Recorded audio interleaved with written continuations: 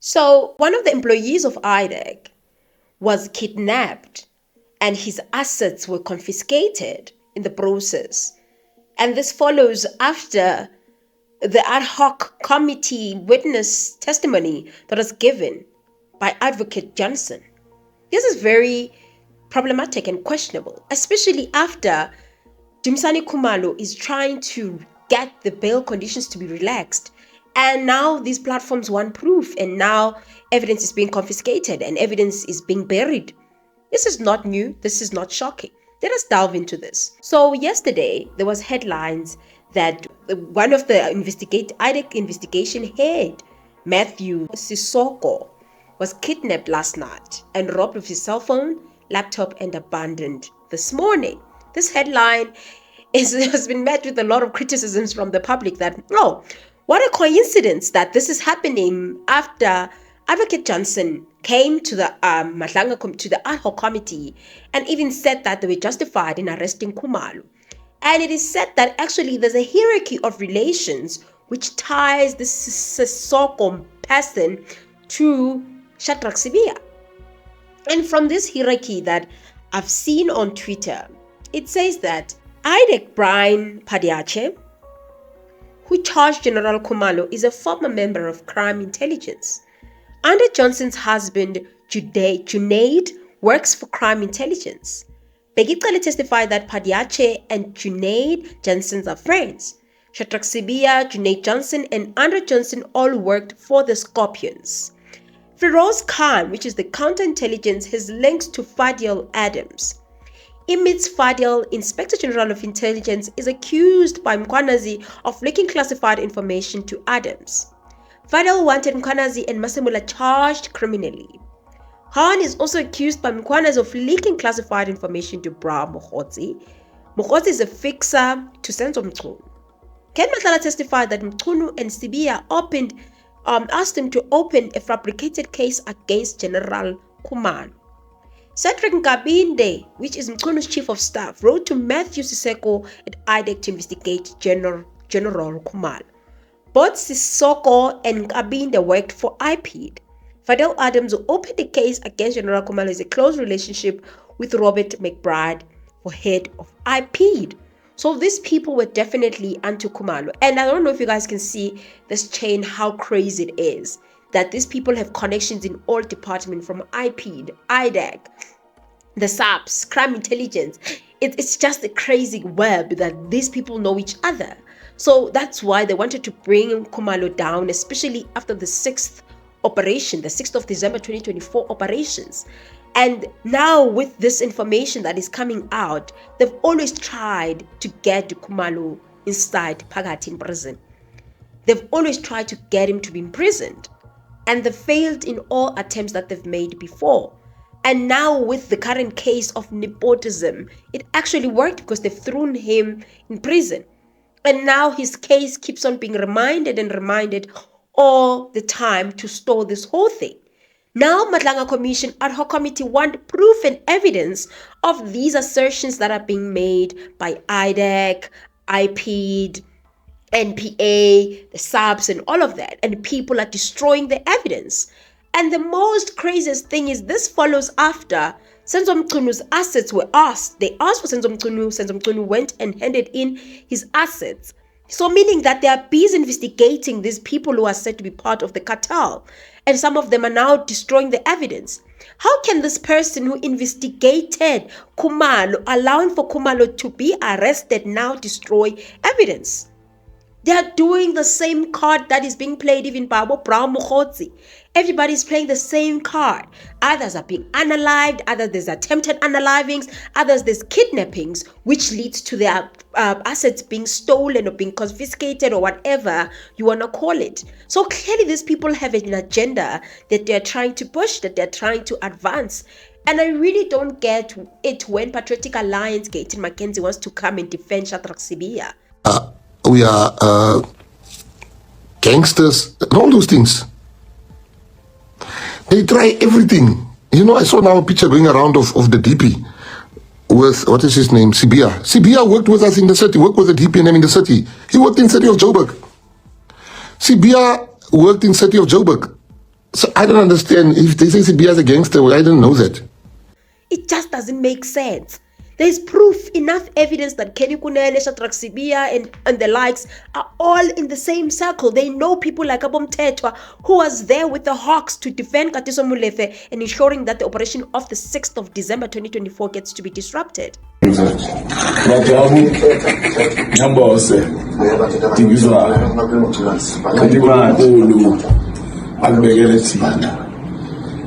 must give you more days, more years, more decades to live and more money. I'm coming there. Your intelligence, your guidance, the traditional ways that you guide us, we need more of that. So it truly does not make sense that this man's assets have been stolen. I put it to you that we're going to hear even more news of kidnapping, attempted unaliving, which leads to these people's assets being taken because the evidence is there. And they now know that there's an advanced system that can download these things and we get to see, no matter even though you've deleted them. So now they try to cover their tracks. You see the game that these people are playing. And it's so shocking that, I don't know if there's, but I trust Mkwanas and the team and Kumalo and Fanny. I feel like these generals know what they're doing. You can delete all you want, but I definitely think that there's a way to retrieve these things. They can steal your laptops all they want. One thing I know is that there might be a plan B. Let us just watch the movie unfold. Let us see what is going to happen with retrieving this information. You find that there's a lot that is hidden there. Did you guys see Mbuyiseni Ndlozi actually bashing Julius Malema about saying or talking about Mama Winnie Mandela and comparing her to that IDEC lady? So I'm not gonna lie, sometimes when it comes to Julius Malema, we want to reserve our thoughts because you guys come for us. But what did he lie? Did he lie? Let me just play that clip, guys. Came here, we shared that information with you. On a hindsight means I'm more clever now, and you should take it in that spirit and continue to fight. I thought Winnie Mandela died, but Winnie Mandela is multiplied. Thank you very much. I receive. Thank you. Asizi, we cannot buy her story. There's no Winnie Mandela who didn't take the side of the underdogs, the side of the oppressed. The extent to which drugs are destroying the future of this country. Yeah, IDEC head, she ain't part of progress. I don't know what you guys think about this stance that has been taken by Mbuyiseni Ndlozi and him actually challenging Julius Malema with the stance that he took and saying that this IDEC lady is maybe Julius Malema meant something different. You guys, EFF members, because some of us are not EFF members, are just voters. EFF members, if you are there, please school us in the comment section as to what did he mean by praising that lady, saying that is a Mama Winnie. Probably you guys understand it better than all of us. MKP and the ANC added, being joined by the Patriotic Alliance and the Democratic Alliance.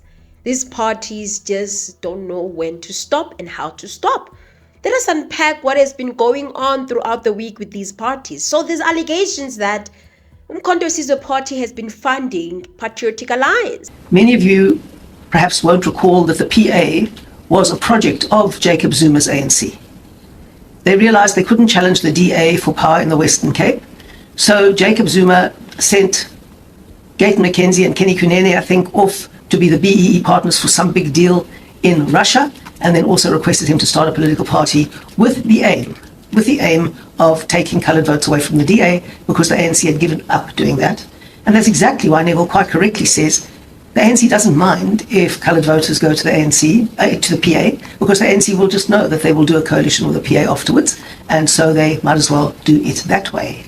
And obviously, Gayton McKenzie, being a loudmouth and liking interviews, he felt the need to come and respond. And this is what he said about those allegations by Helen ZILLE that the Umkhonto Sizwe Party is actually funding Patriotic Alliance. Them was Helen ZILLE. As she said, Jacob Zuma started the PA and gave us 5 billion in 2016. In 2016. Now I'm going to tell you 3 things and then I'm not even going to talk about it anymore. Number 1, 2014, we were part of the election. This is then followed by Fikile Mbalula saying that MCKENZIE's party, Jacob Zuma, almost destroyed the ANC. And he wanted to destroy the ANC, and they were warned about Jacob Zuma, but they did not listen. You will never know a person up until you give them responsibilities. We didn't know Zuma, we as the young, except that there are people in the ANC, Zola Skoi I can mention because he's no more. He used to say to me, Awumaz uZuma kwedini. uZuma uzayibulali ANC. But Zola used to say that to me. I used to sit with him in the ANC and WC. And then exile. And I used to ask Joel when he was differing with me in the NWC, did you have issues with Zuma? Were you arrested in Quattro or what happened? He says, no, you don't understand. There's no way. But they were also dogmatic, some of them, and majority of them, next to President Mbeki, because if they loved the movement so much, they should have said that fine. We disagree with Zuma. We're not going to dig in on Mbeki. We will give you an alternative candidate. You would have changed. I think they would have won. And then this thing was just reduced to Zuma Mbeki. And yet on our part, it was not fighting Mbeki because Mbeki was going. It's like President Ramaphosa wake up tomorrow and say, I'm ready for that term. There's somebody that was going to say, what? Would that somebody be yourself? No, I mean, I'm saying somebody. I'm in a position of responsibility now. And you know, I've graduated. I mean, people are calling your name as the next president. No, I mean... I calculated you are the first SG since Oliver Tambo, essentially, to have been the Secretary General of the Youth League, to being the President of the Youth League, and now the Secretary General of the ANC. I mean, by that measure, your path is that, you know, sincerely is done. These things, Mashapa, who was the former president of SESOKO and SANSCO, used to say these things are not hereditary. You know, and it's why I learned. I mean, it's not hereditary that what happened with Mandela and Oliver Tambo will happen to me. So this 5 billion and the issues of funding and this thing of Jacob Zuma, I just sometimes get tired because there's just a lot happening in our country for us to be fighting about who's funding who, when, and how. Because we know that all these political parties, their funders are questionable. All the funders, all of them, their funders are questionable. Because if someone funds you, they control the narrative in your party. And it's very shocking. The reality that if you join another party, our constitution is clear, you have dismissed yourself, which we maintained. But Zuma was doing it deliberately to bring a complexity to the ANC and a difficulty to dismiss him. But it was ill-discipline. Yeah, it was ill-discipline. Zuma, even now, I'm in court with Zuma. We are in court with Zuma about his membership. He says he's still a member of the ANC. And then now you will understand what we're dealing with. If you acted outside the prescripts of your constitution and you don't follow everything to the latter, he will go to court and win against you and restore his membership. We live in a democracy. We live in a country that is a country of a rule of law, and you will win there against the party. So your militant, very fast decision will not obtain in court. You will win because you will simply go to court and say, these people dismissed me even without following their due processes. And that is it. And yet, on the other hand, it was clear that by joining another party, you are dismissed. You have dismissed yourself. But the constitution also calls for somebody to be brought before the DC and all of that, because he maintained. And indeed, Jacob Zuma, when you went to his records and his branch, he was a member in good standing. We are trying to fight corruption. There's people there in KZN that are protesting, trying to fight the issues of corruption. They're doing everything in their power to fight the issues of cops that are corrupt. Yeah, so the grievances that we have are that there's this place called Point, and it's become a norm that this place is a place to find drugs, prostitution, kidnappings, and the police station is just here. I don't know if that makes sense. We have places where there's a police station, and in the center of the police station or around the police station, there's a lot of drug activity, criminal activity going on, but you'll never see them going to raid all these buildings. And here we are fighting. Political parties are fighting about MKPs, funding Patriotic Alliance, funding who. If those assertions are true, I wouldn't be shocked that they're actually funding each other. But I just think that these petty political party fights can be really strenuous to South Africans and citizens. I don't know if these things are trying to move us away from the big question of what is going on with the drama, or there's something that they're trying to do. Because we want to focus on these big allegations that are accusing key politicians as well as police. But here we are having to entertain things of funding and budgets and stuff. If they're funding each other, one way or another, the truth will come out. And then lastly, I wanted to talk about Fikile Mbalula on Senzo Mchunu as well as Melusuki Kaba and their step-aside rule or step-aside law. Do you agree that the pace with which you act in this case, and I'll introduce another dynamic in employment, doesn't seem to be responding to the urgency of how really difficult it is for the ANC at this stage, this project of renewal? I mean, if you are waiting for 6 months, 8 months to respond to a letter he has admitted he wrote, he doesn't say he didn't write it, and he doesn't see anything wrong with the fact that he told police do not make appointments that are operational. This is an instance of clear political interference. If the pace of the movement that is trying to renew itself is such that since the new year, no, Doc, let me correct you.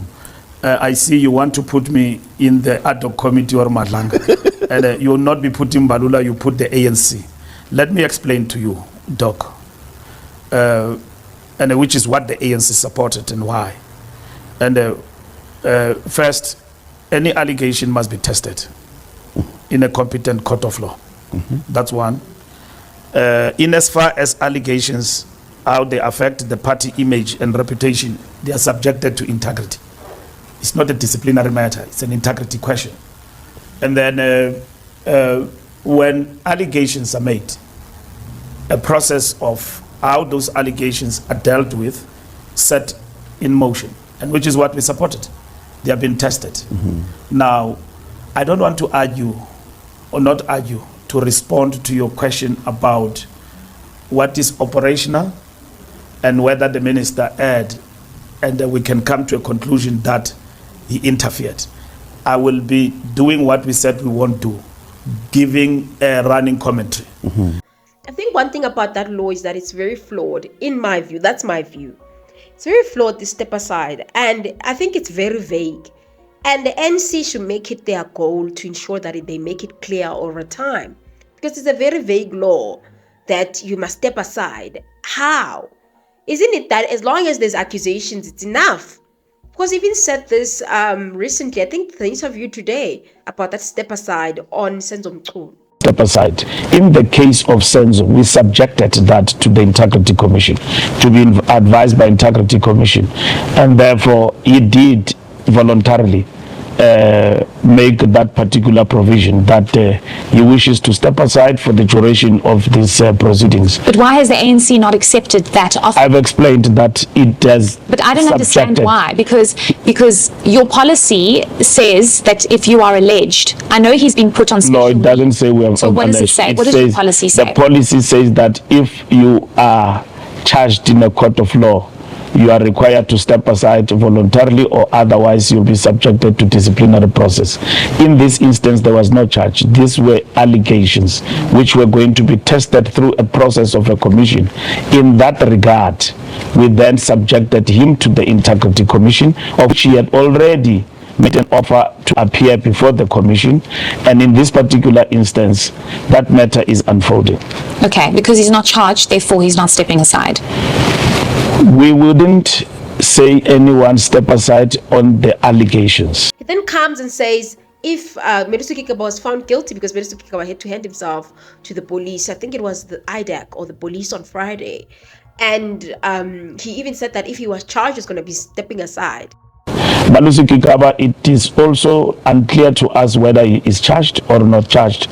He was called by IDEC to appear before it, and that's where it ended. And so he did explain himself in public that he was not charged. Should he have been charged, I'm sure by now you would have stepped aside voluntarily. Okay, but are you monitoring that as the ANC to figure out if he is charged, then he will have to step aside? We are monitoring every individual who happened to be faced with such challenges. He even said this in the interview that he had during the week with Mchunu, that, you know, when it comes to the step aside, there needs to be overwhelming evidence against you. Then the step aside law works. In cahoots with cartels. Yes. But also, the commission must equally define these cartels. And we see these things now unfolding in the commission, reports being made by operatives and all of that. And with all the information, which seem to be very scientific, should then lead us to the conclusion of whether or not the minister erred. So it's not like a straightforward question that it is reported, a letter was signed, and then the party must act. The key question is, the minister will have to explain, as a minister deployed by the ANC, competently so, whether my actions were justified, was it lawful, and that and that. And let me tell you, if it is found at the end that he acted unlawfully, and then there is overwhelming proof that indeed this minister was in cahoots with cartels and criminal elements and all of that, and so on, we wouldn't wait for anything else, but we will be called upon to act at that moment. Guys, I don't know if you guys can see the inconsistencies with Fikile Mbalula. He's saying many different things. What's the step aside? I think it's a useless thing. It's a useless law or regulation in the ANC. They should just do away with it. It doesn't make sense for you to wait to use it, and then tomorrow you want overwhelming evidence. The same time, if they charge you, it's enough. So to others, you need overwhelming evidence for you to apply the step aside, but to others, as long as there's a charge that we're charging you, it's enough. So clearly this goes to show you the type of influence that these people have in the ANC, that Senzo Mchunu, you need to prove beyond reasonable doubt that he's committed the crime before he can be removed. But Melusi Kikaba, as long as you can prove in the balance of probability, it's enough. I don't know what you guys think about this party politics of billions that are being funding who, and the issue of the ANC, Babu Malala destroying the ANC. Also, this step-aside rule of the ANC that is flawed. And lastly, you know, Balul, the issue of Malema and Buseni Ndlozi, and, you know, always Buseni Ndlozi talking as if he's responding to some of the things that CIC always says or Julius Malema always says. Could it be that, you know, whenever he talks about parliament, he's actually directing it to Malema, or he's just criticizing? Everybody has a right to criticize the EFF and Julius Malema. It doesn't necessarily mean that we have bad blood towards the CIC or EFF members. It's just a critique. We're living in a South Africa where we have a right to freedom of speech. If we can criticize DA, MKP, and every other party, we can criticize EFF without feeling fear that people are going to come for us. Nonetheless, let me hear your thoughts. I'll see you guys on my next episode. Bye. Have been there forever, SG, about your involvement in Botswana's death and all of those things have always been there. What about them resurfacing through the mouth of Brown Mokhodzi propels you to say, I'm in danger? I couldn't believe it when I read that. I'm in danger is an exaggeration of a headline, you know, and that I'm in danger is put into context. That you're setting me up, basically, against people who have lost their loved one, and who somebody can just take an action against me on the basis of that, or otherwise. People who just want to get to me, and they're using this as a scapegoat, and that could be the case. So the issue of this matter is just frivolous. There's no truth into it. We'll wait and see in court whether there's anything that anyone can say. I've been there before, because nothing was said or tested in a court of law around those particular issues. Besides, Botswana was my personal friend. And so these thugs and everybody else, whenever they run out of ideas. They talk about this thing, and it's really painful to me. I buried Botswana. He was killed brutally by criminals.